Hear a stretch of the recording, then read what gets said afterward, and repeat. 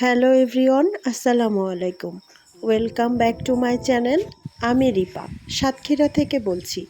কাছে এবং দূরে যে যেখান থেকে ভিডিওটি দেখছেন, আশা করি সবাই অনেক বেশি ভালো আছেন। এখনকার সময়ে প্রায় প্রত্যেকটা মানুষেরই বাড়িতে, ছাদে বা ব্যালকনিতে যে কোনো একটা জায়গায় ফুলের একটা বাগান থাকেই। আজকে আপনাদের সাথে আমি আমার বাগানের ছোট্ট একটা গল্প শেয়ার করব। বেশ কিছুদিন আগে আমি ফেসবুকে দেখছিলাম সবাই সুইট পটেটো পানিতে রাখছে, তাই আমারও শখ হলো আমি একটা অন টাইম গ্লাসে পানি দিয়ে মিষ্টি আলুটা রেখে দিই। কিছুদিন পর দেখি সাদা শিকড় বেরোনো আরম্ভ হয়ে গিয়েছে।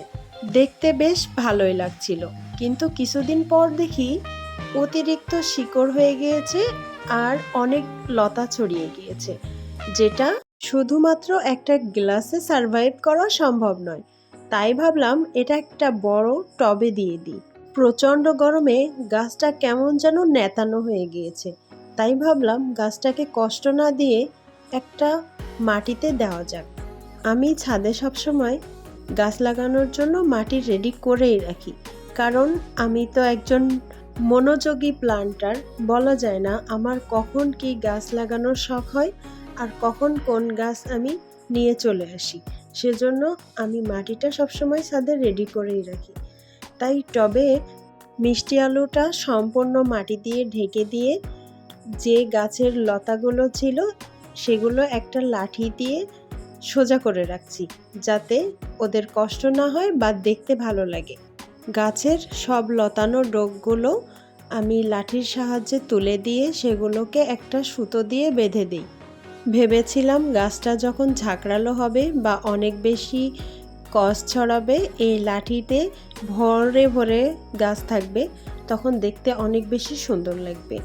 কিন্তু আমি যেটা ভেবেছিলাম সেটা হয়নি। গাছটা যখন অনেক বেশি বড় হয়ে যায় তখন আমি আমার এই টবেও গাছটা রাখতে পারিনি। আমাকে টব থেকে উঠিয়ে বাধ্য হয়ে মাটিতে দেওয়া লেগেছিল। যাই হোক, গাছটা লাগালাম আর গাছে পানি দিয়ে রেখে দিলাম।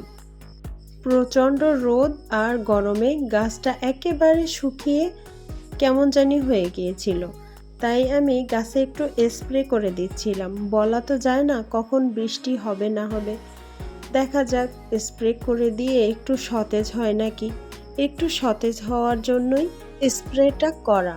যাই হোক, আল্লাহ আল্লাহ করতে করতে সেদিন ভোর রাতে কিছুটা বৃষ্টি হয়, আর সকালে আমি ঘুম থেকে উঠে দেখি আমার গাছটা এত সুন্দর সতেজ হয়ে গিয়েছে।